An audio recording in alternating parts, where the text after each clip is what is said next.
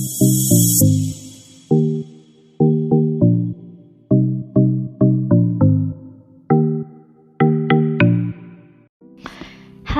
Welcome back to Travancore gardens.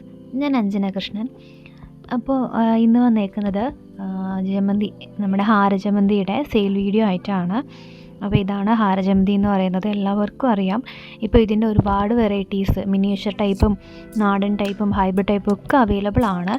അപ്പോൾ ഇന്ന് സെയിലിനായിട്ടുള്ളത് ഈ ഒരു മിനിയേച്ചർ ടൈപ്പ് വന്നിട്ടുള്ള ഹാരജമന്തിയുടെ വീഡിയോ തൈകളാണ് കേട്ടോ.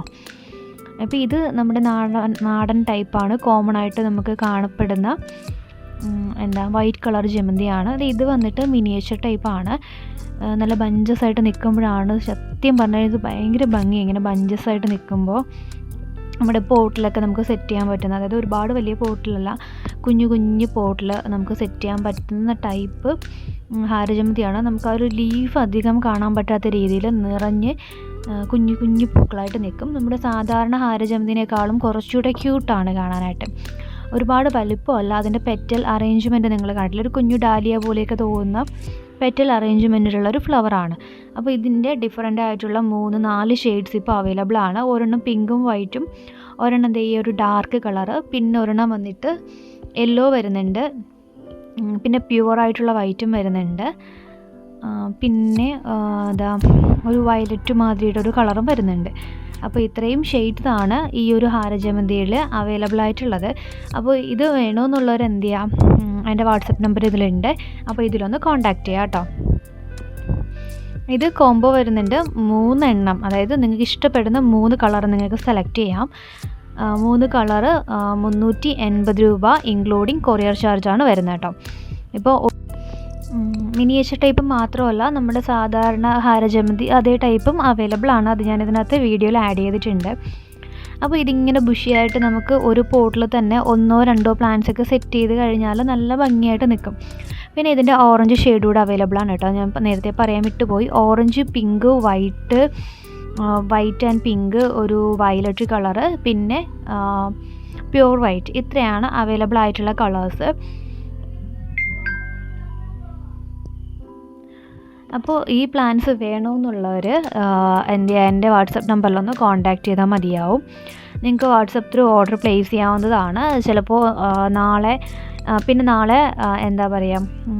ഇവിടെ നിന്ന് പ്ലാൻസ് ഇപ്പോൾ അയക്കുന്നുണ്ട്. നാളെ റോസ് ഓർഡർ ചെയ്ത എല്ലാവർക്കും റോസ് ഓർഡർ ചെയ്തതിൽ ഇപ്പോൾ ഏകദേശം ഒരു 60 ഓർഡേഴ്സോളം ഇപ്പം ഉണ്ട്. അതിലൊരു 30 ഓർഡർ മാത്രമേ നാളെ അയക്കത്തുള്ളൂ.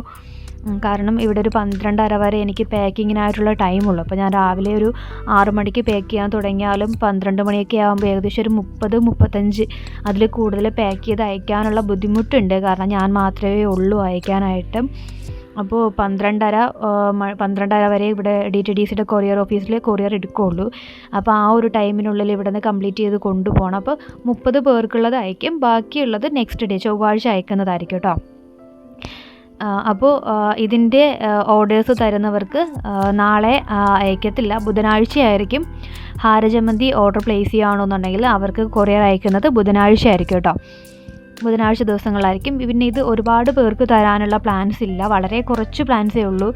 ഏകദേശം ഒരു 15-16 പേർക്ക് തരാനായിട്ടുള്ള പ്ലാൻസ് മാത്രമേ ഇപ്പോൾ അവൈലബിൾ ആയിട്ടുള്ളൂ. അപ്പോൾ ആദ്യം ഓർഡർ പ്ലേസ് ചെയ്യുന്നവർക്കുള്ള പ്ലാൻസ് ആയിരിക്കും അയച്ചു തരിക കേട്ടോ.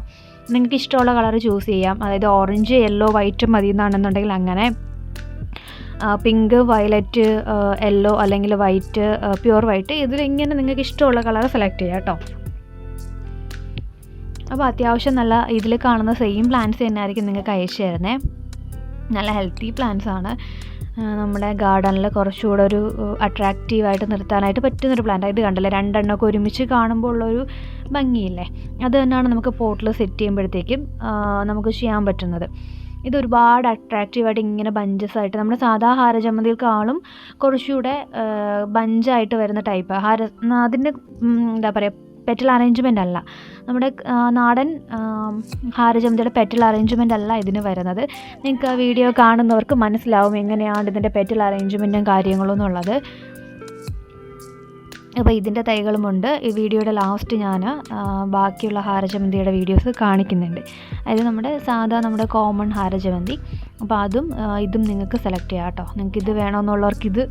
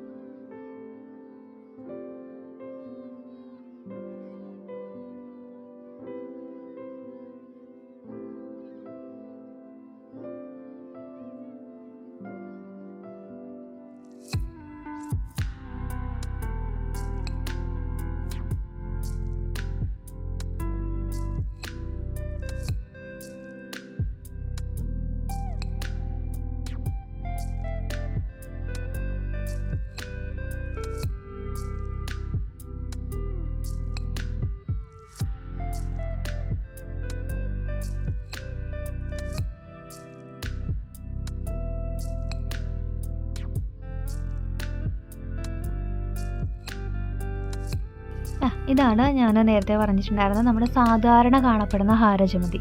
പക്ഷേ സാധാരണ ഹാരജമന്തിനേക്കാളും ഹൈബ്രിഡ് വെറൈറ്റീസാണ് കേട്ടോ ഇത്. സാധാരണ ഹാരജമന്തിയുടെ ഹൈബ്രിഡ് വെറൈറ്റീസാണ്.